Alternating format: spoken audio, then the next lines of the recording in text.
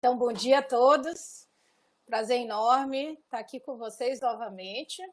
Hoje é a nossa última aula da oficina virtual TCC, essa experiência que a gente começou a desenvolver no finalzinho de abril, e aí passamos esse abril, maio, na verdade início de abril, né? Abril, maio e terminando agora no dia 3 de junho. Então, para mim tem sido uma experiência muito legal, eu espero que vocês estejam gostando também, mas no final a gente pode fazer um apanhado geral aí da opinião de vocês, tá? Então, a aula de hoje a gente vai tratar de basicamente dois assuntos, né? Um é a conclusão do trabalho de TCC, então eu vou falar um pouquinho sobre apresentação e discussão de resultados e conclusões. E a última parte é uma parte mais formal, é a parte em que a gente vai precisar entender um pouco melhor a questão de citações e referências, que é essencial para a formatação e a apresentação adequada do nosso trabalho, tá? Em função desse último tópico de citações e referências, vocês têm as normas, a NBR 10.520, que fala sobre citações, é a NBR 6023. A 6023 sofreu algumas alterações, tem uma norma mais atual, mas a que eu disponibilizei para vocês ainda é a norma anterior. Entretanto, o Manual de Estilo do Lubisco e Vieira, de 2019, já traz a atualização dessa norma. Então, e o livro está lá disponível para vocês no Moodle. Então, acredito que não vai ter maiores problemas, tá certo? No finalzinho da aula, eu vou, na verdade, falar novamente. Eu preparei ontem uma pesquisa final da oficina para a gente pegar algum feedback sobre o quanto essa oficina contribuiu para os alunos. Então, eu vou pedir para os alunos preencherem essa pesquisa e eu vou preparar uma pesquisinha também para os professores para entender um pouco da percepção deles, o que eles acharam dessa oficina. Aí vão ser duas pesquisas diferentes, tá? Eu vou colocar no Moodle também, todo mundo vai poder ter acesso, como está tendo acesso àquela pesquisa inicial que a gente fez, os resultados também dessa pesquisa e da pesquisa de professor, porque eu acho que essa é uma forma que a gente pode ter aí de entender como funcionou essa oficina, quais foram os benefícios e como é que a gente pode estar melhorando para os próximos encontros, tá certo? Bom, depois eu falo aqui a nossa mensagem final, vamos trabalhar primeiro, depois a gente finaliza, ok? Então, começando a nossa aula de hoje, deixa eu voltar aqui para o Public Chat. Começando a nossa aula de hoje, vejam que a gente vai estar discutindo, então, apresentação e discussão de resultados. O que eu considero, né, de importante nessa sessão? Essa é uma sessão essencial, pessoal. É uma sessão em que a gente vai estar mostrando, né, de maneira bastante clara e concisa os resultados que a gente alcançou a partir da aplicação do método de pesquisa. Então, essa é uma sessão que a gente precisa ter bastante cuidado. Às vezes existe um pouco de confusão em relação aos alunos sobre o que colocar em apresentação dos dados, como discutir um pouco esses dados, que a gente sabe que no TCC o nível de reflexão não é um nível de reflexão tão grande como numa tese de doutorado, mas que é necessária, né? É uma reflexão que é necessária em qualquer TCC. Então, vamos tentar falar rapidamente sobre algumas dessas questões, tá? Não pretendo ser aqui exaustiva de forma alguma. Essa é uma sessão que não tem muito, digamos assim, uma receita de bolo, porque depende dos resultados, depende do tipo de pesquisa que cada um está fazendo. Eu vou trazer aqui algumas considerações bem gerais, bem genéricas, que podem, né, ser aplicadas em diferentes tipos de trabalho, mas não é, de forma alguma, um procedimento estático ou muito rígido, tá? Até porque a gente vai depender muito dos resultados que a gente vai ter na nossa pesquisa. Então, Um primeiro ponto importante que eu considero, né, quando a gente faz o processo, eu sempre digo para os meus alunos que eu acho que a coleta de dados é a parte bem divertida, né, do TCC. Então, ir para campo, ir para o laboratório, fazer uma survey, coletar esses dados, eu acredito que é uma parte muito divertida. E aí, depois que a gente tem esses dados todos coletados, né, começa uma etapa que é muito do pesquisador, que é tratar esses dados, né? É fazer com que esses dados agora saiam dessa cara muito bruta, né? Quando a gente fala bruta é porque ele está lá, é o dado sozinho, puro, que a gente coletou, e ele comece a ser tratado de tal forma que ele possa possibilitar uma análise, que ele possibilite uma interpretação. E não é simples, muitas vezes, fazer o tratamento desses dados, né? Então, requer, na verdade, alguns processos, algumas sistematizações. Então, eu trouxe aqui 3 grandes passos que é importante a gente ter logo após a coleta dos dados, né? A partir do momento que a gente tem essa coleta. Então, primeiro, né? Quando a gente tem os dados, a gente tem já um volume de dados coletados que a gente vai partir para análise, antes de qualquer coisa, a gente precisa examinar esses dados, tá? Examinar a consistência desses dados, se eles foram coletados corretamente, se eles estão dentro da lógica, da estrutura que você pretendia quando você pensou em coletar esses dados. Então, a gente chama essa primeira etapa de seleção, que é um exame minucioso dos dados, tá? É uma primeira análise crítica que a gente vai fazer sobre essa montanha, né? Muitas vezes uma montanha de dados que a gente tem, tá? Aí a gente olha para os dados. Opa, temos lá um conjuntão de dados que eu coletei, seja através de entrevistas, seja através de questionário, seja através de resultados de simulação, resultados de ensaios laboratoriais. Eu tenho lá aquela montanha de dados. O que eu faço agora, né? Eu preciso categorizar essa montanha de dados. O que seria categorizar? Aí a gente vai voltar um pouco àquela nossa discussão da aula passada sobre construtos, variáveis, critérios de análise, condições, né, que vocês vão estabelecer para as análises. Então, a ideia é que eu pegue esses dados e comece a colocar nas caixinhas de categorias, né? Ou seja, se eu estou querendo avaliar produtividade, estava discutindo há pouco, né, um trabalho sobre a produtividade com determinado tipo de argamassa. Então, eu tenho lá um conjunto de dados que falam de produtividade.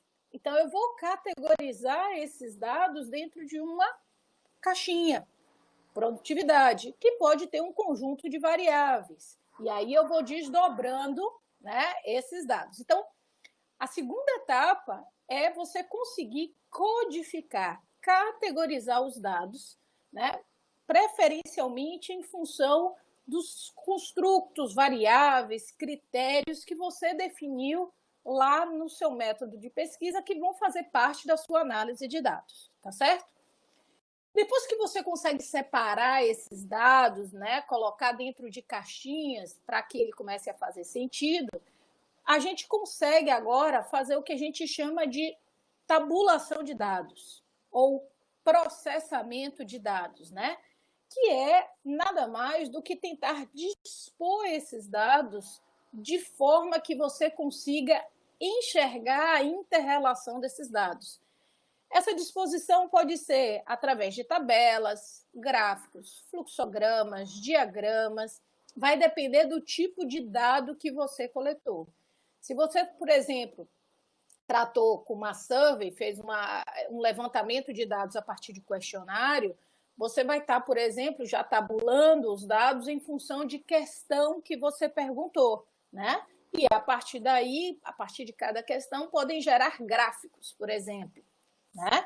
Ou você pode começar a trabalhar e colocar esses dados em categorias e já pensar nas relações que você vai ter para fazer alguma análise estatística, tá? Lá na frente.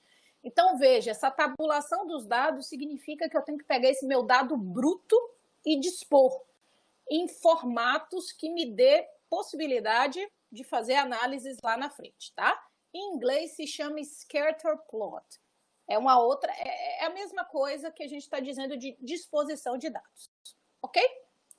Bom, aí uma outra lógica que eu particularmente gosto muito e acredito que é o que acontece em vários trabalhos é que quando a gente faz essa categorização inicial, por exemplo, e essa disposição dos dados inicial, a gente começa a fazer uma análise, tá? Então, essa é a primeira, assim, ó, resumo e categorização dos dados. Então, beleza, a gente dispôs, categorizou, e aí começou a olhar os dados. E aí, quando a gente começa a olhar os dados com mais critério, com mais análise crítica, a gente vai vendo, esse dado parece que está fora do lugar. Eu acho que isso aqui não é produtividade, eu acho que isso aqui é desempenho. Então, você começa a rearrumar pela análise crítica, pode eventualmente recategorizar alguns desses dados, tá? Então, na verdade, faz parte do processo de análise você categorizar primeiro, faz uma análise, tenta fazer uma leitura desses dados, ver se eles têm relação, e aí você começa a perceber que a relação não é essa tão claramente, e aí você faz uma recategorização desses dados, junta variáveis, né? Isso acontece muito nos trabalhos dos meus alunos. A gente monta os construtos e as variáveis, e aí a gente vai encaixando os dados nessas variáveis. E aí, de repente, a gente vê, tem uma sobreposição de uma variável com outra, e aí a gente junta essa variável, ou a gente move uma determinada variável para um outro construto. Então, o que acontece num processo de pesquisa é você estar recategorizando e reagregando alguns dados para que eles façam algum sentido lá na frente, tá? E a partir do momento que você tem esses dados já categorizados e existe uma lógica, né, no entendimento desses dados, significa que você já consegue usar esses dados para fazer alguns testes, sejam testes de hipóteses, né, quando a gente está tratando de um trabalho mais quantitativo, sejam testes das proposições teóricas, que são os guias, né, que a gente usa principalmente nos trabalhos que têm um viés um pouco mais qualitativo, em que a gente não consegue dizer se é verdadeiro ou falso lá no final, como uma hipótese, né? Mas a gente, a partir dessa recategorização, a gente vai conseguir, de fato, escrever o nosso trabalho a partir das evidências que a gente tem dessa tabulação de dados, tá certo? Existem N métodos que podem nos ajudar a fazer a análise dos dados. Existem métodos estatísticos, existem métodos não estatísticos. A escolha de cada um desses métodos acontece lá atrás, no método de pesquisa, mais atrás ainda, quando você define o problema de pesquisa, em que ele vai estar te dizendo, que tipo de pesquisa você está fazendo. Então, eu acho que eu falei isso em algumas das aulas. Vamos pegar uma estratégia de questionário, de levantamento de dados quantitativos ou de survey. Esse é um tipo de pesquisa que vai requerer, né, uma análise estatística das respostas. Então, a partir do momento que eu tenho um conjunto de dados, né, de respondentes, 30, 40, 50 respondentes, eu começo a aplicar, então, alguns métodos estatísticos, desde estatística descritiva, testes paramétricos, testes não paramétricos, regressão, série temporal, uma infinidade aí de métodos, análises de clusters. Então, eu com dados quantitativos, né, a partir de um volume de dados maior, eu consigo fazer aplicar métodos estatísticos para analisar meus dados. Por outro lado, eu tenho também as pesquisas que têm uma natureza mais descritiva, né? Então, tem pesquisas que, basicamente, a coleta de dados são entrevistas ou são observações, Então, a partir daí, eu posso ter outros métodos de análise, como análise de documentos, análise de conteúdo ou de discurso. Tem um software que a gente usa muito, que é o NVivo, que é um software que vai analisar o conteúdo daquelas entrevistas, vai identificar palavras-chave, né? E aí, a partir daí, a gente começa a fazer relação entre esses discursos, esse conteúdo que a gente tem de dados coletados qualitativamente. Então, é uma outra técnica que a gente pode estar usando. Muitos trabalhos também usam o AHP, que é a hierarquia analítica de processo. Outros trabalhos também mais qualitativos podem estar usando a análise de rede social, que são as SNA. Mas, assim, o que eu estou falando aqui são alguns, né, métodos, algumas técnicas de análise de dados, mas existem várias outras, tá? Trabalhos de TCC, a gente muitas vezes tem uma certa limitação, tanto de dados quantitativos quanto de dados qualitativos, e aí a gente pode estar aplicando uma estatística descritiva, né, que é algo mais básico. A gente pode estar trabalhando basicamente com uma análise de documentos ou de conteúdo de uma maneira mais subjetiva, tá? Então, assim, vocês não precisam ficar extremamente preocupados em usar alguma dessas técnicas de análise de dados, mas elas existem, tá? E isso é importante a gente saber, ok? Em geral, na apresentação dos resultados, né, é muito importante a gente tornar conciso esses dados, né? A gente precisa resumir esses dados de uma maneira consistente que outras pessoas possam entender. Então, por isso que a gente adota muito em apresentação de resultados tabelas, a gente adota muito quadros, né? A gente adota muito figuras, gráficos, diagramas que possam representar essa concisão desses dados, tá? Então, é bem importante a gente ter em mente como é que eu posso representar os dados que eu coletei de uma forma que o meu leitor vai conseguir ter uma visão clara, objetiva, visual e relativamente rápida dos resultados principais que eu quero mostrar, tá? Então, é importante a gente tentar usar essas ferramentas para esse entendimento. No Brasil, a gente separa tabela de quadro. A tabela no Brasil acaba sendo aquela informação quantitativa, enquanto os quadros são aquelas informações qualitativas. Então, essa é uma diferença que a ABNT faz, tá? Quando a gente escreve para journals internacionais, essa diferença acaba não existindo. Um quadro, uma tabela, dados qualitativos ou quantitativos, todos podem ser chamados de tabela ou pode ser chamado um quadro de figura. Mas aqui, dentro da nossa lógica de estilo de formatação brasileira, um quadro é aquela informação qualitativa que a gente coloca, por exemplo, vantagens e desvantagens de uma técnica, né? Então, você vai lá e faz um quadro. Agora, se eu estou lá tratando de dados quantitativos, indicadores, resultados de laboratório, resultados percentuais de alguma survey, eu chamo isso de tabela, tá certo? E os gráficos, né? Gráficos, diagramas, fluxogramas, tudo isso pode ser chamado de figura. Existem algumas linhas que trabalham com ilustração, com gráfico, mas a ABNT diz, olha, você pode chamar de figura qualquer elemento dessa natureza que eu estou falando. Diagramas, fluxogramas, gráficos, tudo isso pode ser figura. Figura 1, 2, 3, 4, 5. Ok? Então, essas são algumas questões de estilo importantes para serem tratadas. Bom, feito isso, gente, tabulei esses dados, coloquei eles em um formato que agora me possibilita fazer uma análise. Eu preciso trabalhar com duas atividades que eu considero muito importantes: a análise e a interpretação desses dados.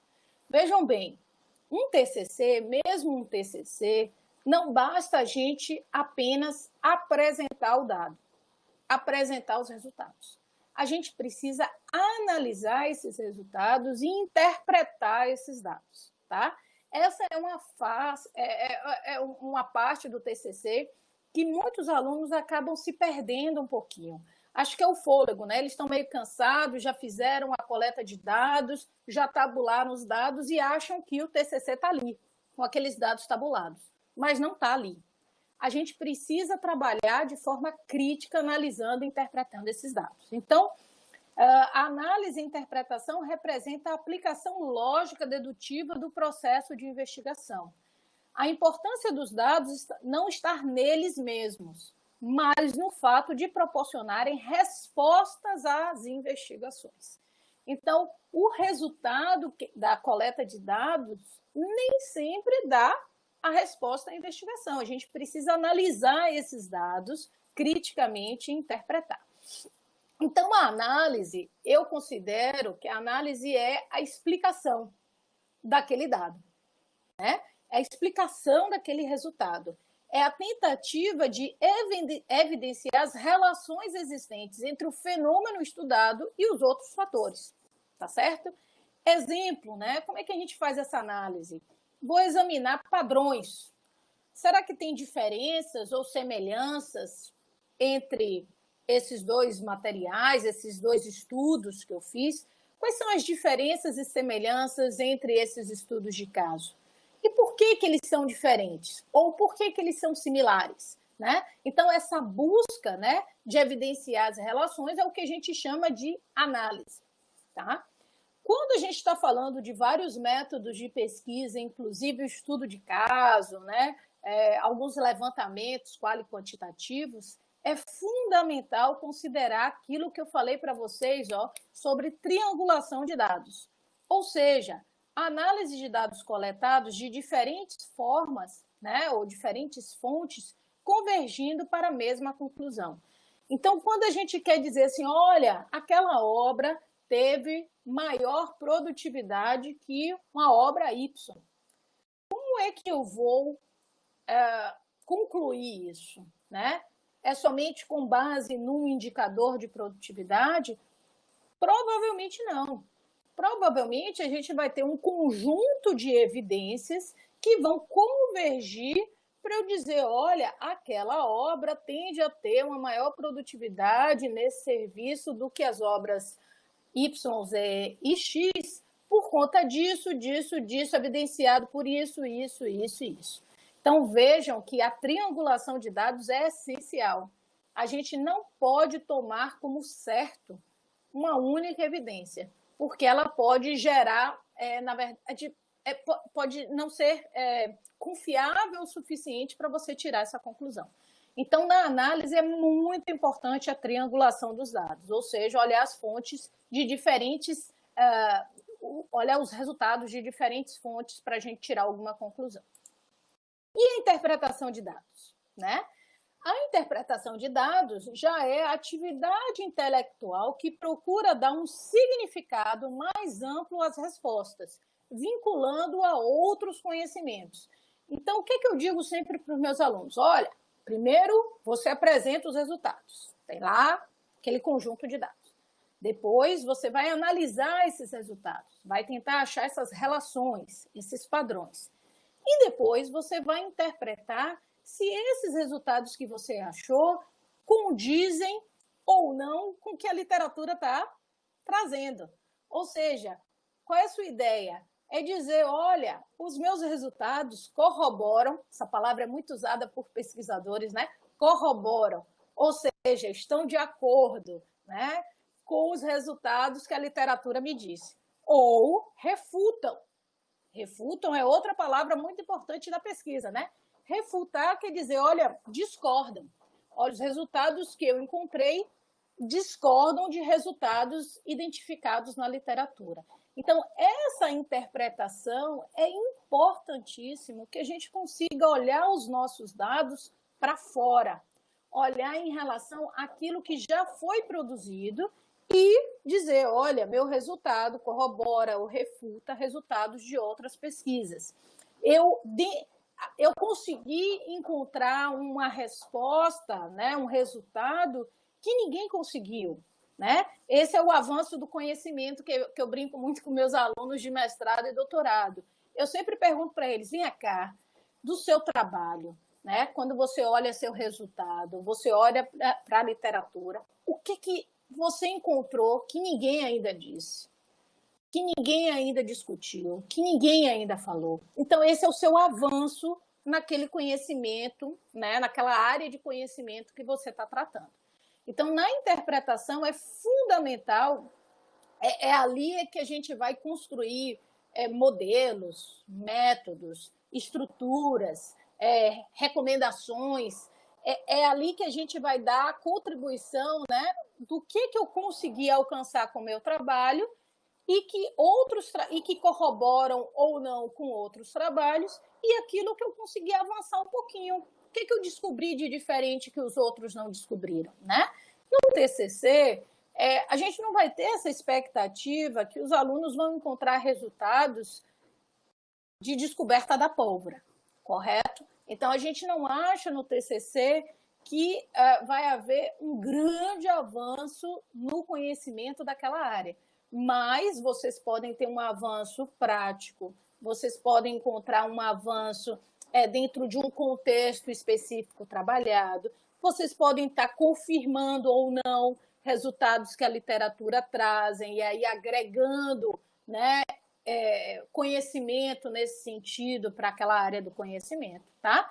Mas, principalmente, vocês vão ter um conhecimento mais prático. A gente quer, né, principalmente no TCC, que vocês consigam concretizar uma parte aí desse trabalho, tá certo? Então, tem aí uma importante etapa na interpretação, que é de examinar e discutir os resultados do estudo empírico no contexto, né, da teoria e da literatura, de forma a tirar conclusões e explicitar limitações. E essa é uma questão fundamental em qualquer pesquisa, né? Eu falei na primeira aula para vocês, né? A ciência, ela é limitada. Todo conhecimento que a gente produz, ele é um conhecimento que ele vai estar limitado dentro de um determinado contexto, de uma determinada lógica que a gente trabalha.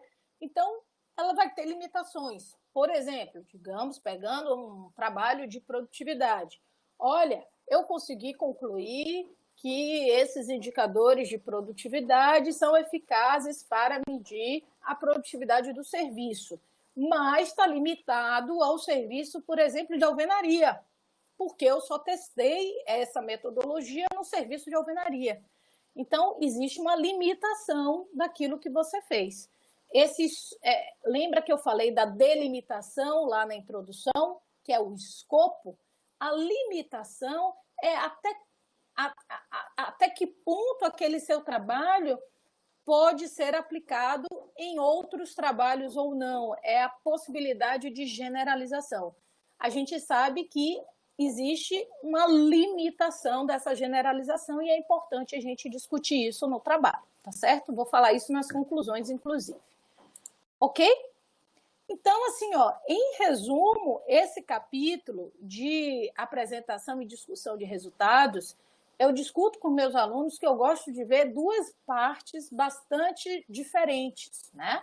Uma primeira parte é a apresentação dos dados em si, é aquela elaboração dos dados, né? Aquela disposição dos dados, dizendo de fato o que aconteceu com o seu estudo, né? Quais foram os resultados obtidos no estudo. A discussão dos resultados é você ir além do que você achou no seu estudo. É você comparar o seu estudo com outros estudos, é você conseguir refletir sobre as possíveis limitações que aquele seu estudo tem em relação ao contexto, as possibilidades de aplicações em outros contextos, você discutir as relações entre conceitos que você conseguiu achar. Então, apresentar resultado é o que você achou de fato no seu trabalho. Discutir resultados é você pegar os seus resultados e contrastar com o que já existe.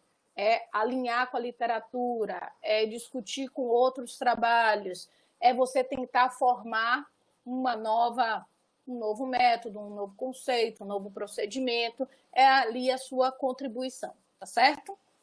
Ok? Espero que esteja mais ou menos claro. Qualquer coisa, vocês podem me interromper, tá certo? Ok? Se não entenderem, me falem. A parte de conclusões, pessoal, é um capítulo desafiador para muitos de vocês, tá?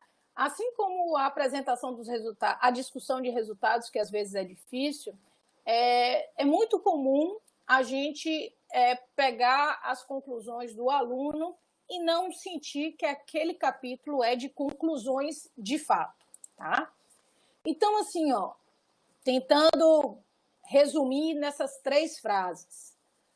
As conclusões, elas completam a história daquilo que se desejava achar para aquilo que foi achado. O que significa isso, né?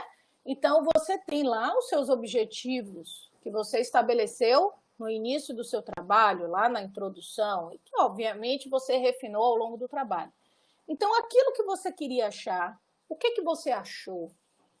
Tá? Então, isso é a conclusão. Daquilo que você queria achar, o que você achou? A conclusão não é um resumo do que foi feito ou uma simples repetição dos resultados. Na conclusão, você não precisa ficar dizendo de novo tudo que você fez. Na conclusão, a gente precisa ter afirmações concisas das contribuições ao conhecimento produzido pela pesquisa. Então, aquilo que você conseguiu, lembra que eu falei na estante? O que você achou que outras pessoas não acharam? Ou o que você achou que corroborou com outras pesquisas? Né? Então, é a sua contribuição. Tá? Tentando detalhar um pouco mais essas conclusões, né? De uma maneira estruturada, assim, de novo, não é uma receita de bolo, são algumas dicas que podem ajudar os alunos a tentarem montar uma conclusão com cara de conclusão. Então, primeiro, né, eu sempre peço para os alunos pensarem, né, responderem ao objetivo geral e aos objetivos específicos do trabalho. Lembrem que objetivos gerais e específicos são produtos, né? Então, quais são os produtos que você conseguiu desenvolver, né? Aqui na conclusão, você também precisa apresentar a contribuição do autor. Olha, o que você conseguiu, né? Então, explicitar os resultados finais considerados relevantes. É exposição factual sobre o que foi investigado, analisado e interpretado. É a síntese comentada das ideias essenciais e dos principais resultados obtidos. Então, contribuição do autor está aqui dentro, ó. É você pensar em explicitar aquilo que foi mais relevante de resultado, ou tentar expor de maneira factual, né? Ó, houve uma redução a partir da implementação desse método, houve uma redução de X% de tanto, evidenciado pelas informações tais e tais e tais e tais, né? É uma síntese comentada das ideias essenciais, tá? Segundo ponto. Um terceiro ponto, né, que aí é o que eu falei quando eu estava falando para vocês sobre discussão. Então, aqui nas conclusões, a gente precisa deixar bem claro como os nossos resultados podem ser usados em outros trabalhos ou em outras aplicações. É o que a gente chama de generalizações estatísticas, quando a gente está trabalhando com um estudo mais quantitativo, ou as generalizações analíticas, quando a gente está tratando daquelas proposições teóricas, tá? Então, nas conclusões, eu preciso dizer, olha, o meu estudo deu esse resultado, né? E acredita-se que ele pode ser aplicado em outros contextos, a partir de algumas adaptações e tal. Eu preciso discutir como isso pode ser, como o estudo que tem um contexto específico pode, de certa forma, ser ampliado para outros contextos, tá? Eu preciso discutir isso. Não significa que a gente vai conseguir o tempo todo, mas eu preciso discutir. Quando eu discuto o quanto eu consigo aplicar esse meu resultado em outros contextos, eu vou também encontrar as limitações do trabalho. Olha, eu consiga esse método, apesar de ter sido testado em edificações, acredita-se, né, que com algumas adaptações ele pode ser utilizado na área de infraestrutura. Entretanto, ainda não foram pesquisadas o uso dessa tecnologia em obras, né, de longas extensões. Exemplo, tá? Então, vejam que, ao mesmo tempo que você diz, olha, o quanto o meu resultado pode ser aplicado em outros contextos, existem limitações, né? Eu não observei isso, eu não pesquisei isso, não foi tratado dessa questão, então existem limitações em função do contexto. E, por fim, né, toda pesquisa, digamos assim, não só de qualidade, né, mas toda pesquisa tende a desdobrar em novas pesquisas. É engraçado que a gente nunca consegue chegar nas respostas que a gente deseja. Sempre vão, a partir do estudo que a gente faz, novas perguntas vão aparecer. E isso precisa aparecer nas conclusões. É o que a gente chama de indicações ou recomendações de futuros trabalhos e novas pesquisas. Então, veja, toda pesquisa, né, acaba gerando novas questões. Então, a gente diz lá nas conclusões, olha, este trabalho indica o desenvolvimento de novas pesquisas para tratar disso, como parte como desdobramento da pesquisa realizada. Então, a gente também tem que indicar qual é o caminho que pode ser seguido em função dos resultados que vocês encontraram. Ok? Sim ou não? Essa é uma parte que eu considero difícil de executar e mais difícil ainda de tentar dar dicas, tá? Porque não tem uma receita de bolo. Mas é importante a gente levar essas questões em consideração. Alguma dúvida até aqui?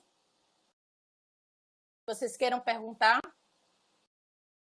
Essas diferenças entre apresentação, discussão e conclusão? Essa linha, às vezes, é tênue e, às vezes, a gente não sabe direitinho posicionar, tá? Se vocês tiverem alguma dúvida, colocam aí no chat que eu vou responder. Ok? Bom, vamos à parte mais formal agora, que é a parte de referências bibliográficas. Essa é uma parte, digamos assim, que não é eu, né, particularmente, não acho a parte mais prazerosa, né, que é colocar todas as referências exatamente naquele estilo requisitado ou pela ABNT, no caso do Brasil, ou por qualquer outra norma internacional, quando a gente vai trabalhar com artigos internacionais. Não é a parte mais excitante da pesquisa, mas é necessária. Não tem como não fazer, tá? Então, é requisito mínimo a gente estar procedendo com as citações de forma adequada e com as referências de forma adequada, tá? Então, existe, eu não sei se vocês sabem, qual é a diferença entre citações e referência. O que é uma citação? O que é uma referência bibliográfica? Elas têm links, mas elas são explicitadas de forma diferente. Então, vamos lá. Quando eu estou escrevendo meu texto, falando uma determinada frase, que eu peguei de um livro X,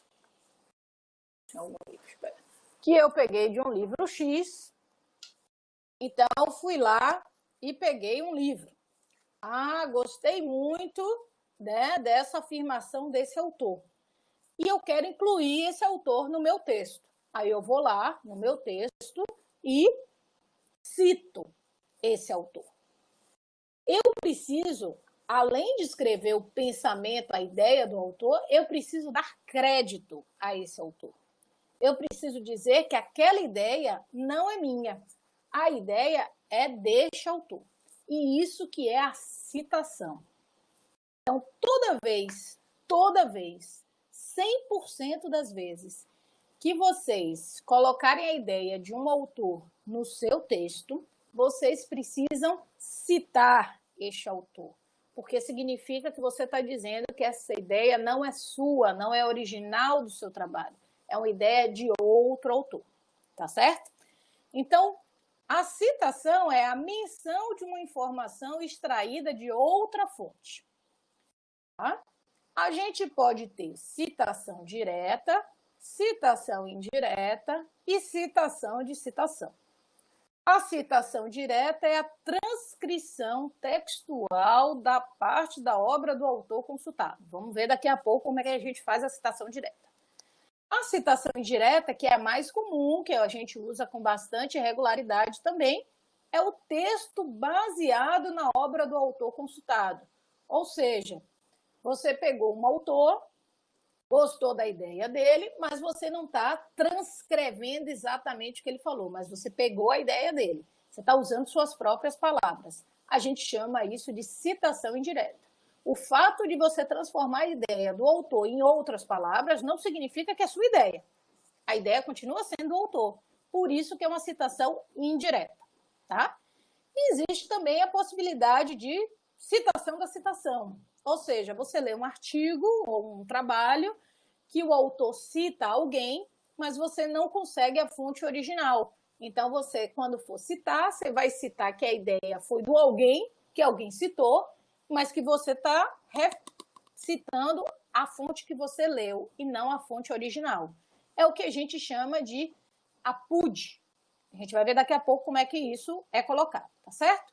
Então, todas as questões de citação, todas as regras de citação, a gente encontra nessa norma na 10.520, Informação e Documentação, Citações e Documentos, de 2012, certo?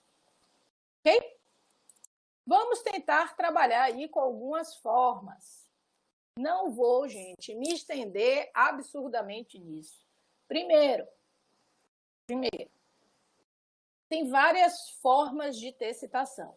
E a norma está aí para a gente consultar, tá? Além do manual do Lubisco, que nos ajuda também bastante. Então, o que eu quero dar aqui para vocês é uma ideia geral, assim, ó, e vocês têm que investigar mais a fundo a norma. Não existe, não tem como fazer um trabalho TCC se não tiver as normas do lado para citação e de referências bibliográficas, tá certo? É importante vocês terem essas normas ou o manual do Lubisco do lado na hora de fazer as citações e referências. Então, vamos pegar um primeiro exemplo. Esse exemplo aqui é da norma, tá? A ironia seria, assim, uma forma implícita de heterogeneidade mostrada, conforme a classificação proposta por Antier-Heris. Entre parênteses, o ano, 1982. Quem disse essa frase? Esse autor. Esse autor significa que é o sobrenome do autor. Não é o primeiro nome. Não seria, por exemplo, Diana. Seria Costa, tá? Meu último sobrenome, vocês olham aqui, ó, é Costa. Então, é sempre o último sobrenome. Ah, professora, por que tem esse tracinho? Porque tem países em que a gente junta, né? Quando casa, a pessoa junta e bota um tracinho. Mas é o sobrenome, é o último sobrenome. E, entre parênteses, o ano dessa publicação, tá? Então, quando a gente diz assim, conforme a classificação por Antier-Heris, entre parênteses, 1982. A outra forma da gente citar é quando a gente não vai dizer que é conforme fulano, a gente simplesmente vai dizer a frase e colocar tudo entre parênteses, o sobrenome, o ano e também, opcionalmente, a gente pode botar a página. Então, apesar das aparências, a desconstrução do locentrismo não é uma psicanálise da filosofia. Derrida, ó, veja que está toda maiúscula, na ABNT é assim, então, toda maiúscula, Derrida, vírgula, ano, vírgula, página, que é opcional, não é obrigatório, tá certo? Só nas citações diretas. Nas citações indiretas, não é obrigatório você colocar a página, ok? Isso é a citação autor. Existe a citação numérica, em que a gente pode estar colocando aqui, ó, ao invés do sobrenome do autor e do ano, um número. E aí a gente vai numerar depois nas referências. Mas veja que são dois modelos. Em geral, na engenharia civil, a gente tem usado mais o modelo autor-data. A gente usa menos o numérico nos TCCs, tá? Mas alguns artigos de journal podem pedir um ou outro. Então, tem lá na norma como é que a gente faz a parte numérica também, tá? Esse aqui é o autor-data. Pronto, esse foi o primeiro exemplo, tá? Então, o primeiro exemplo era assim, ou se você vai dizer conforme fulano, que é a gente coloca o sobrenome e o ano no parêntese, ou se a gente fala a frase e coloca entre parênteses o sobrenome, o ano e opcionalmente a data. A outra, né? Um outro exemplo aqui, ó, naqueles dois eu só tinha um autor. Agora eu tenho mais de um autor. Neste caso aqui, ó, mais de um autor, separar por ponto e vírgula, é o que a norma diz. Apesar das aparências, a desconstrução do locentrismo não é a psicanálise da filosofia. Quem disse isso? Derrida, ponto e vírgula, Rodrigues, vírgula, 1988. Então, esses dois autores, o sobrenome desses dois autores foi quem disse essa frase e essa publicação é de 1988, ok? Isso é se eu tenho dois autores. Se eu tiver três autores, eu também continuo tratando da mesma forma. Coloco os três autores. Se eu tiver mais de três, ou seja, a partir de 4 autores, eu posso condensar esses outros autores no que a gente chama de et al. O nome completo é et ali. Et A-L-L-I, entre outros. Et al. É latim. Então, essa expressão et al. Ponto, ou et ali, que o al, A-L é a abreviação de ali, né? Deve ser usado quando há mais de 3 autores. Então, a partir de 4 autores, eu posso dizer assim, ó, Lima et al. Ponto, vírgula, 2002. Foi ele que disse essa frase aqui, ok? Outros exemplos podem ser identificados na norma ou Lubisco, 2019, página 73, que está lá no Moodle com vocês, tá? Como eu tinha falado, um outro sistema de citação é o numérico. Então, de novo, para conhecer um pouco mais, acesse a norma ou Lubisco 2019, ok? Tudo isso que eu falei aqui com vocês era sobre citação indireta. Estes exemplos aqui e estes exemplos aqui referem-se a citações indiretas. Vamos passar agora para a citação indireta, direta. A citação direta é a transcrição daquilo, do trecho da obra que você está citando. Eu tenho 2 formas de fazer a citação direta. E essa forma vai ser dependente do número de linhas que tem a citação. Então, as citações diretas no texto de até 3 linhas devem estar contidas entre aspas duplas. Então, apesar das aparências, a desconstrução do locentrismo não é uma psicanálise da filosofia. Essa frase tem continuação. O autor continuou. Mas eu não preciso, não me interessa. Então, eu ponho lá o colchete, 3 pontinhos, colchete de novo e fecho as aspas. Quem falou isso? Derrida, 1967, página 293. Tá certo?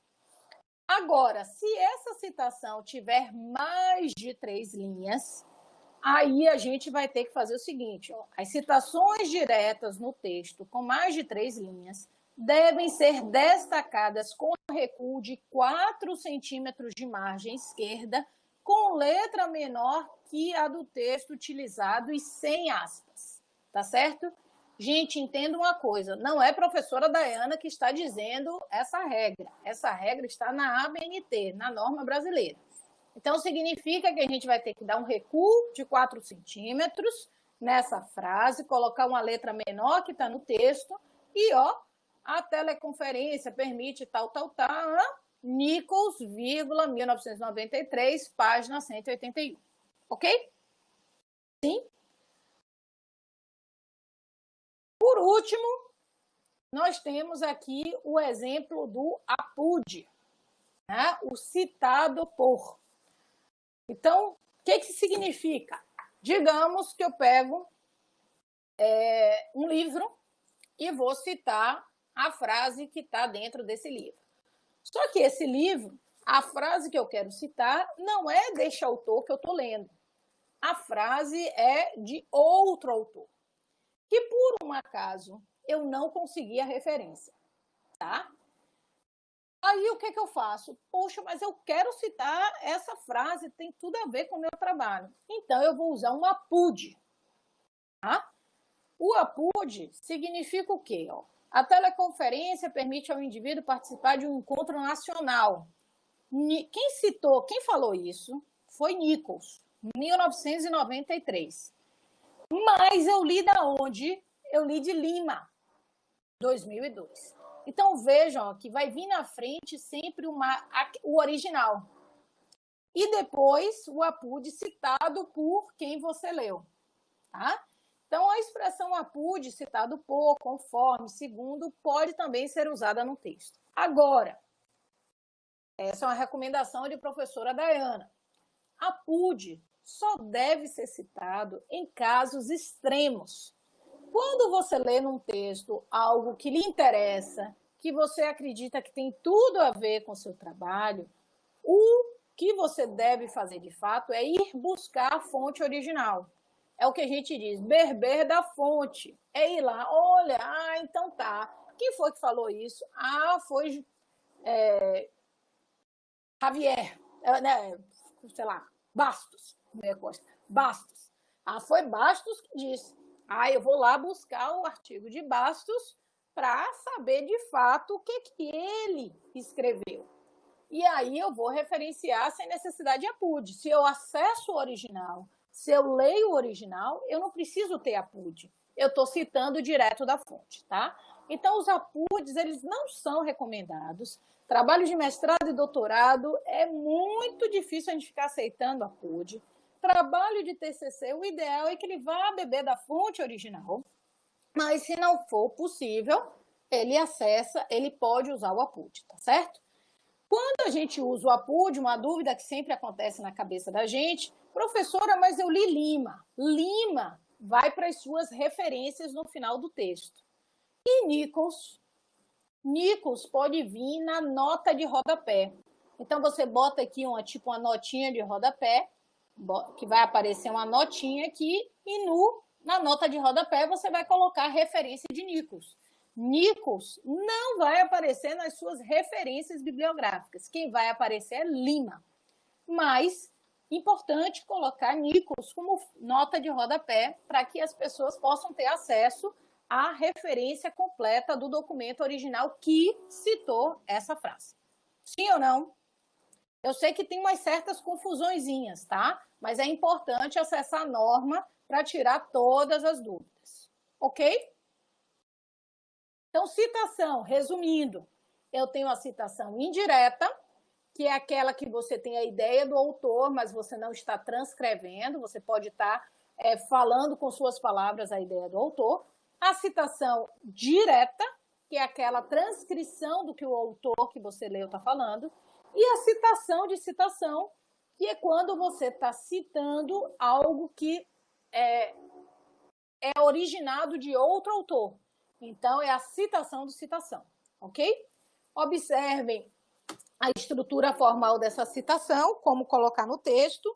No Brasil, quando a gente coloca a citação no final, entre parênteses, é caixa alta, tá? Então, pela ABNT é sempre caixa alta, não significa que é dessa forma que outras normas internacionais adotam, tá? Mas aqui a gente vai adotar a ABNT, que é a nossa norma nacional, sempre em caixa alta no final.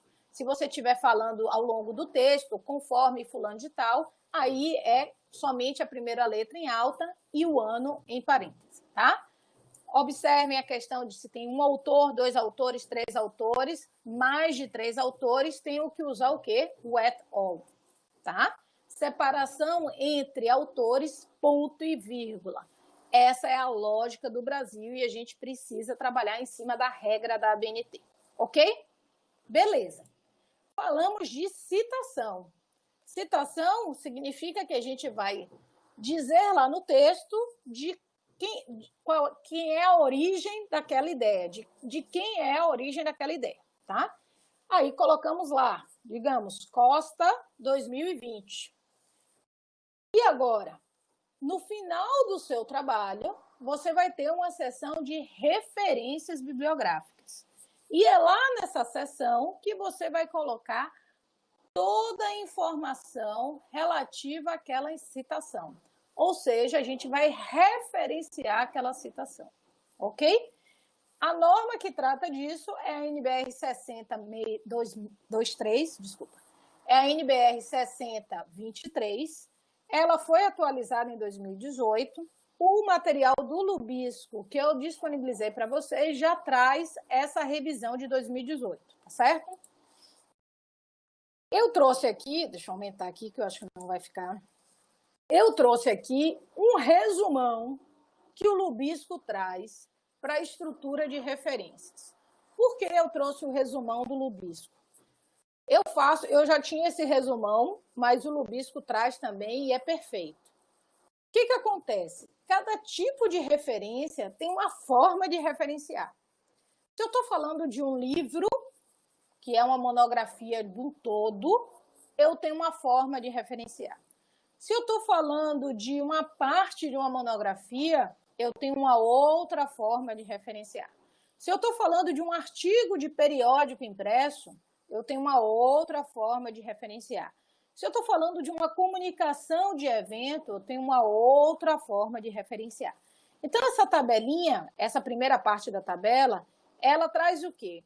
As principais formas de referenciar os diferentes tipos de documentos e ela diz as informações essenciais e indispensáveis que precisam ser adotadas nessa referência, tá certo? Então, aqui ó, nós temos monografia no todo em meio eletrônico, monografia em parte, artigo de periódico impresso, artigo de periódico em meio eletrônico, comunicação de eventos, tá certo? A gente vai discutir daqui a pouquinho alguns exemplos.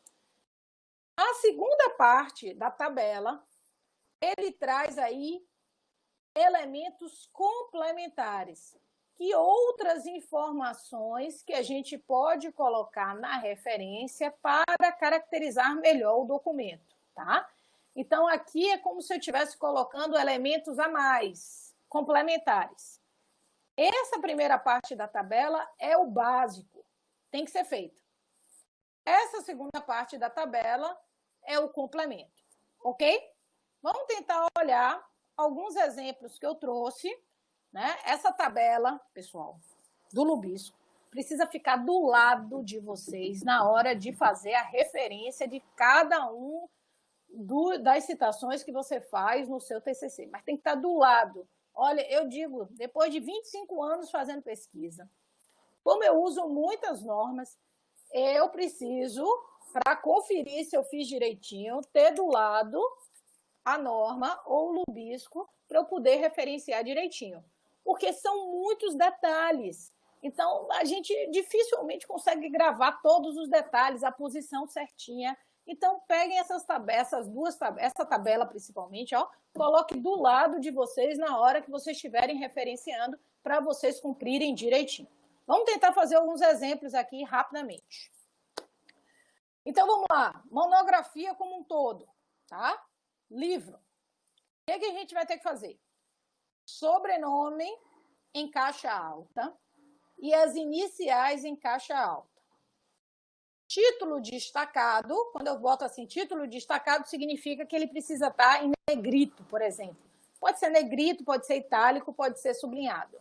A gente prefere colocar negrito, mas a norma permite qualquer um dos três, tá? Então, o título destacado, se eu tiver um subtítulo nessa obra, eu coloco 2 pontos, subtítulo não destacado. Número da edição, ponto, local, 2 pontos, editora, vírgula, ano. Esses são os elementos essenciais. Então, peguei um livro aqui.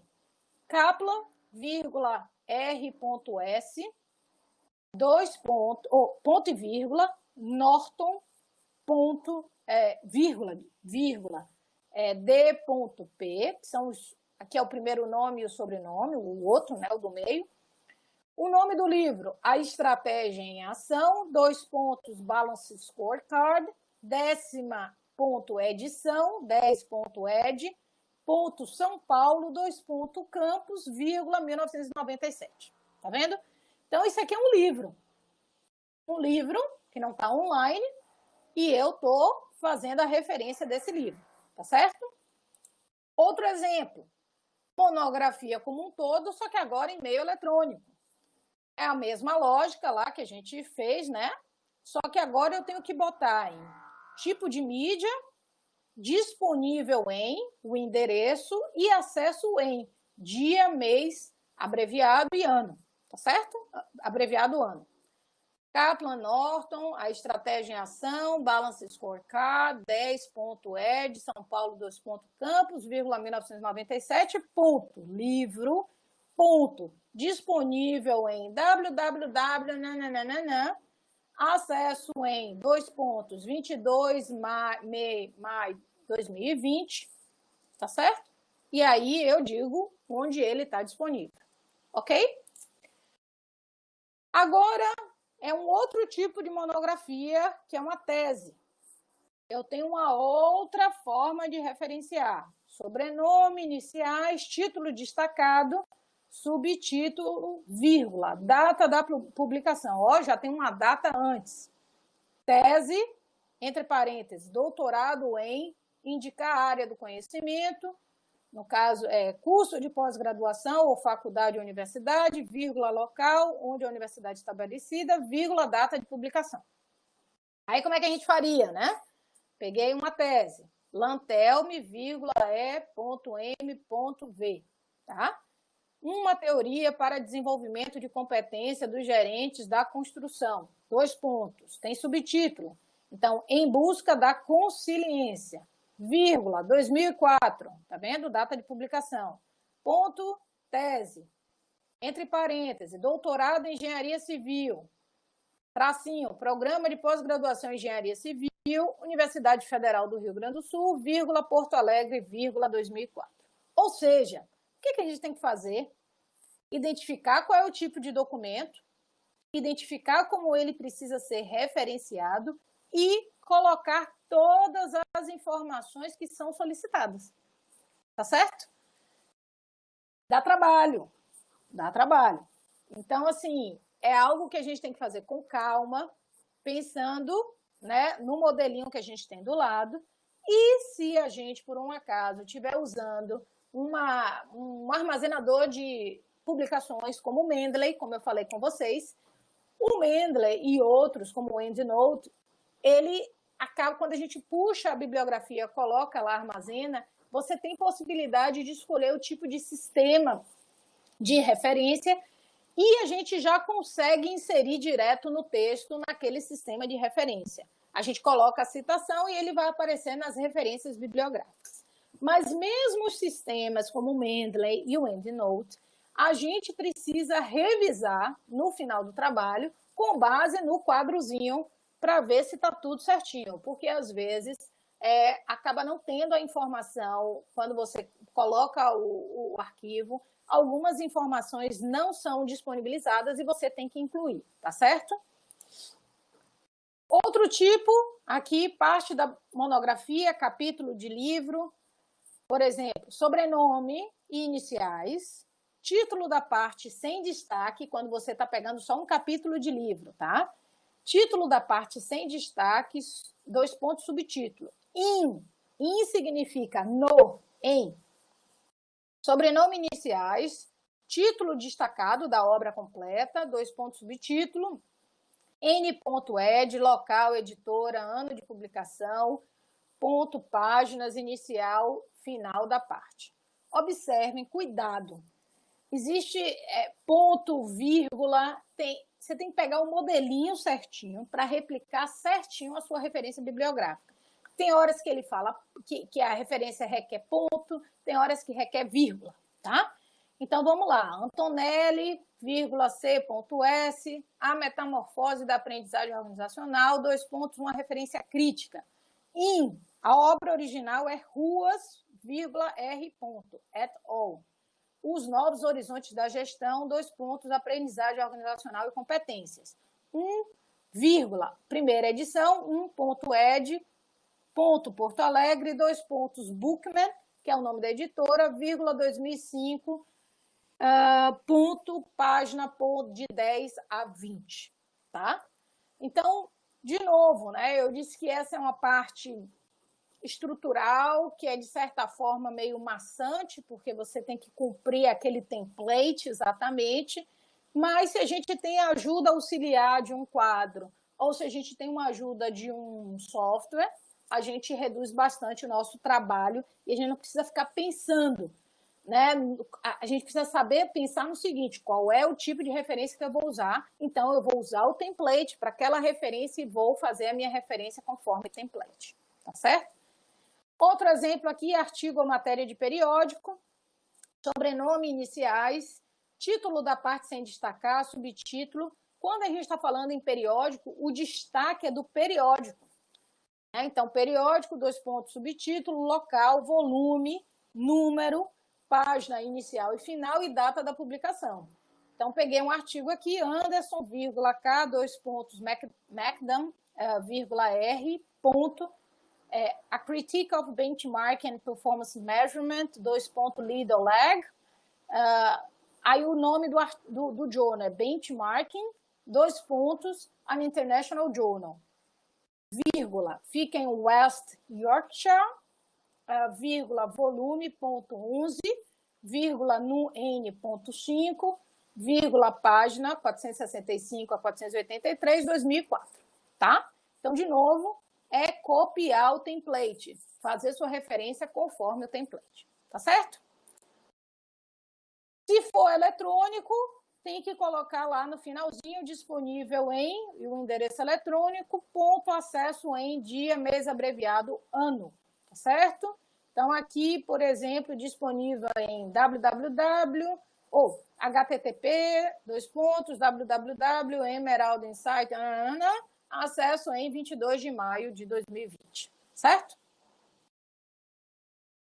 Trabalho em congresso, tem diferença também, bastante. Sobrenome, título da parte sem destaque, subtítulo. In significa que é em. Aí a gente vai botar o nome do congresso. Em maiúsculo, número do evento, ano, local, anais, né, ou proceedings, se for internacional, local, editora, ano, página inicial, página final, tá? Então, aqui tem um exemplo. O nome desse evento é Congresso, Encontro Nacional da Associação Nacional dos Programas de Pós-Graduação em Administração, 26, porque é o 26º, 2002, Salvador, anais, 3 pontinhos, Salvador, Ampad, que é a editora, né, que estava organizando, 2002, página P, 12 a 20, ok? Se for eletrônico, de novo, coloca lá disponível em, tá certo? Disponível em, acesso em. Ok, pessoal? Veja, essa é a parte que a gente faz assim, ó. Terminou o trabalho, leu tudo, pega um café, descansa a mente e vem fazer as referências bibliográficas. Vem fazer com a mente descansada. Porque se você já estiver cansado, você vai ficar aborrecido em ficar fazendo as referências, tá? Porque não é algo, digamos, de novo, na minha opinião, prazeroso, é algo meio mecânico, né? Maçante. Mas a gente precisa fazer. É essencial. Não existe possibilidade. Outra questão importante que eu digo para vocês, tudo que vocês citarem, todos os autores que vocês citarem, vocês precisam referenciar lá no final. Então, quando terminarem o TCC, vocês precisam fazer um check. O que é esse check? Olhar, citação por citação, vai escrevendo assim, ó, citação, e checar lá nas referências bibliográficas se tudo que você citou está lá nas referências bibliográficas. Muito comum, muito comum a gente lê um trabalho, opa, essa citação é interessante, a gente vai lá para o fim do trabalho das referências, cadê a informação daquela citação? Porque o autor não revisou todas as citações e não colocou no final do trabalho, tá certo? São dicas importantes, pessoal, que eu recomendo que precisam, né, ser adotadas. Cada um tem sua forma de trabalhar, mas no caso das referências e das citações, não tem opção. É a BNT. Pode ser feito em paralelo ao trabalho, pode ser feito ao final do trabalho, né? O que importa é fazer. Tem que estar lá e tem que estar conferido. Todas as citações têm que estar lá na referência bibliográfica, certo? Elaine está dizendo aqui, ó, sempre sugiro fazer em paralelo ao desenvolvimento do trabalho para não acumular e não esquecer. Depende de cada um, né? Eu sugiro também, vai fazendo, né? O Mendeley, isso que eu falei, o Mendeley e EndNote, eu usei muito a vida toda o EndNote na época, antes do Mendeley surgir. Ajudava e desajudava às vezes, né? Porque você tem que revisar tudo. Às vezes, principalmente esses softwares internacionais, a ABNT muda e você tem que alterar também a forma como ele cita ou como referencia. Mas já ajuda, puxa, tira um peso, porque, olha, fazer cada uma dessas referências, quando a gente fala de uma tese que a gente tem, às vezes, mais de 100, 200 referências, é um trabalho hercúleo, mas é importante, ok? Isso, está ali falando também. Estamos abertos a discussões já. Eu acho interessante fazendo em paralelo, no final revisa. Ó, cada um do seu jeito. Eu também acho que tem que ir fazendo, mas às vezes o povo está empolgado e aí vai ter que fazer no final. O Mendeley ajuda, o EndNote também, mas é um trabalho hércules, tá? Aqui estão as bibliografias todas usadas no nosso curso. Espero não ter esquecido nenhuma. Também esqueçam, viu, gente? Ontem eu dei uma revisada, estava faltando várias. Então, eu coloquei aqui as referências do curso, tá? Que a gente tem. Grande parte dessas referências a gente leu ao longo do curso, algumas não. Algumas foram baseadas nos trabalhos que eu tenho, mas boa parte das referências estão lá disponíveis para vocês no Moodle, tá? O que vai ajudar bastante. E com isso, a gente encerra, né, a nossa oficina TCC virtual, aberta a discussões. Se vocês quiserem manifestar dúvidas, manifestar comentários, né? Eu sei que vocês, né, importante. Bom dia, professora. É bom evitar citação direta longa no TCC? Olha, citação direta longa, e eu não gosto muito, não. Eu confesso que meus trabalhos têm muito pouco citações direta longa, mas os trabalhos de engenharia acabam tendo menos. Os trabalhos de humanas têm muitos. Os trabalhos de humanas acabam tendo muito mais, tá? Mas, assim, não tem certo ou errado. Mas eu evito. Eu, particularmente, também não tenho muitos, não.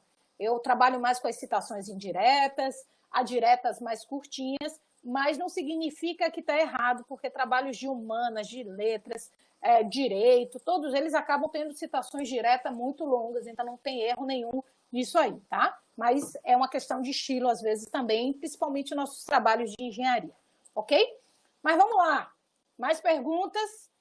Lá no Share Notes, pessoal, eu coloquei para vocês a pesquisa final da oficina, só para os alunos. Eu vou fazer dos professores. Por favor, professores, me perdoem, eu ainda não consegui fazer a de vocês.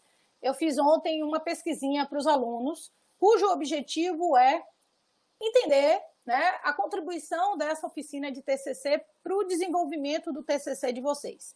É uma pesquisinha bem curtinha, tem 9 questões só. Em 5 minutinhos vocês conseguem fazer. Quem não fez, acessa lá no Moodle, ó, tem o link aqui no Share Notes. Faz a pesquisinha rápida, é super importante para a gente, para o colegiado, né, para os professores também, né, para a gente poder ter uma ideia do que vocês acharam de uma maneira geral. E eu também deixo aqui aberto agora para vocês, quem quiser falar, quem quiser comentar, independente da pesquisinha, o que vocês acharam? funcionou, conseguiram conhecer ou entender melhor os conceitos do TCC para ajudar vocês?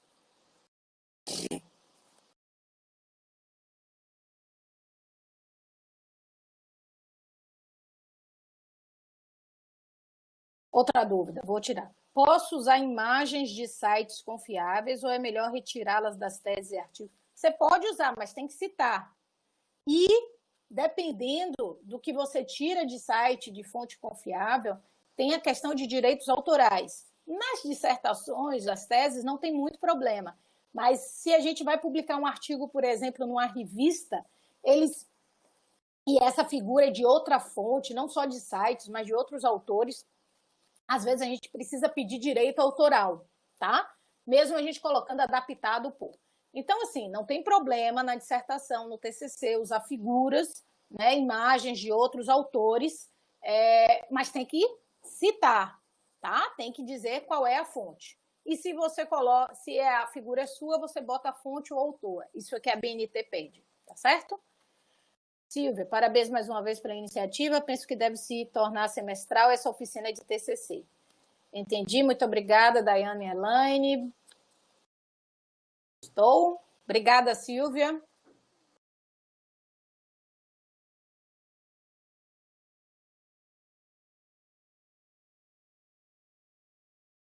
Achei excelente, me deu um insight bem grande de como o trabalho deve ser feito e tirou muitas das minhas dúvidas. Foi de 100% de aproveitamento essa oficina. Parabéns e muito obrigada, Daiane. Legal, massa, adorei. Que bom. Silvia, e essa ideia, né? Essa ideia, né, Dai? Estamos gravando as coisas, vamos ver. Mas essa é a ideia, né? Acho que pode ajudar bastante. Mas eu quero também feedback de o que é que não deu certo. O que é que não deu certo?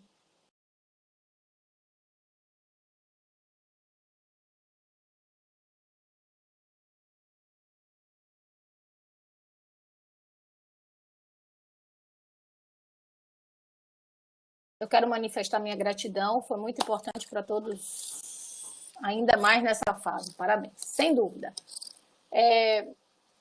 Para mim foi muito importante, eu deixei umas mensagenzinhas para vocês ali no final também. Para mim, de fato, foi um grande prazer compartilhar essa experiência, mesmo em tempos tão difíceis. São tempos muito difíceis para todos nós, para alguns mais difíceis, para outros talvez nem tanto. Adicionado a outros fatores. Então, é muito bom a gente poder... Eu estou muito feliz de ter virtualmente ter feito essa oficina, porque eu acho que é importante a gente estar junto. É muito importante a gente estar trabalhando em conjunto, porque assim, a gente sozinho, a gente fica muito isolado, muito com solidão, um pouquinho depressivo, meio com preguiça. E se a gente tem, assim, mesmo que virtualmente, esse apoio, essa discussão, dá gás.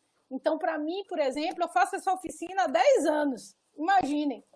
Mas o fato de fazer com vocês, com um público muito maior, de ter aula gravada, dos slides serem passados, me fez revisar boa parte, né, dos meus slides, fui colocando outros materiais, fui repensando.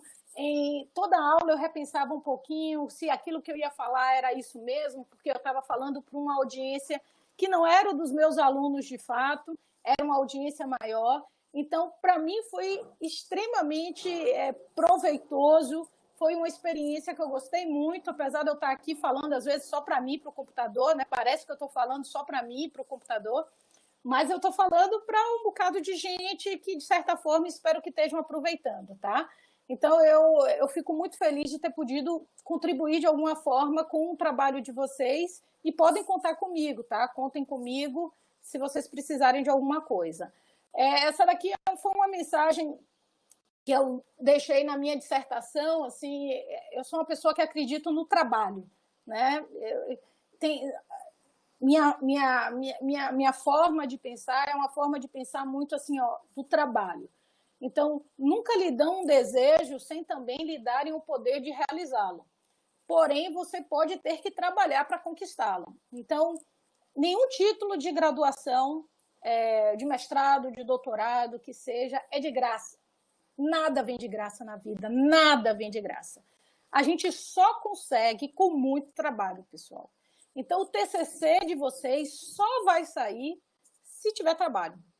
A gente está aqui para ajudar os professores, Elaine, Ilse, Silvia, Ana Cristina, Luciene, uma série de professores, Aloysio, Sereno, que eu sei que estão vendo, assistindo os vídeos. A gente quer ajudar muito vocês, mas o TCC de vocês só vai sair se vocês trabalharem, né? E aí, quando sair, quando tiver a defesa, quando o resultado for maravilhoso, aí a gente consegue celebrar de uma maneira muito legal, tá? Com os nossos familiares, com os nossos amigos, com nossos, né, com as pessoas que a gente mais gosta. Então, eu recomendo o trabalho, né? Para a gente poder conquistar, não tem outra opção, só o trabalho, tá? Então, espero que vocês consigam muito, né? Avançar no TCC de vocês. Espero que os professores, orientadores possam estar acompanhando essa jornada de vocês. Essa jornada não precisa ser sozinha, gente, não precisa. Tem um quê de sozinho, porque requer o seu trabalho, mas ela não precisa ser sozinha, tá? Nós, os professores, estamos aqui para poder ajudar vocês, segurar na mão quando precisar, mas o que a gente quer é que vocês voem, né? Os passarinhos vão ter que voar. Então, a gente segura, mas segura de uma maneira assim que vocês precisam ser autônomos o suficiente para vocês voarem sozinhos, tá? Tá chegando uma fase aí da vida de vocês que cada vez mais vocês vão ser autônomos, tá? Então, eu agradeço demais, assim, todo mundo, né? Os comentários aqui, gostei bastante da oficina. Essa aula de hoje esclareceu muitas dúvidas, obrigada. Obrigada, Dai, maravilhoso, estou extremamente de lhe ver bem. Parabéns pela oficina, foi excelente, obrigada. A oficina foi ótima, obrigada por disponibilizar. Extremamente feliz, ajudou bastante, obrigada. Excelente trabalho, Daiane, esses encontros foram ótimos. Para mim foram ótimos também. Na próxima vez eu quero que as carinhas apareçam mais, porque eu me sinto um pouco sozinha aqui também falando só para mim. Então é bom também ver as carinhas de vocês para a gente se sentir mais juntos, né? E também conseguir passar outras mensagens, tá? Então, pessoal, se tiverem dúvidas, estou disponível. Vou colocar esse vídeo, fazer as ediçõezinhas, colocar lá no Moodle para vocês, substituir pelo outro que estava com uns probleminhas técnicos, tá? Literatura, se precisarem de mais alguma coisa, por favor, me falem. Professores, se quiserem de alguma ajuda, algum apoio, alguma dica, estou aqui para disponibilizar para vocês, tá certo? E vou conversar aí com a Elaine, o colegiado está analisando diversas possibilidades e a gente vai ver as próximas edições aí, como é que a gente desenvolve, tá certo? Então, espero muito, muito, muito, muito que vocês tenham uma excelente trajetória aí no final desse TCC, tá? Para aqueles que não são meus alunos, a gente vai ter menos contato, mas, de novo, estou à disposição. Um beijo. Um abraço grande. Quem quiser falar mais alguma coisa, estou à disposição. Não esqueçam, alunos, de fazer a pesquisinha. A pesquisinha tem 9 questões. É muito fácil, rápido, mas é importante para todos nós, tá?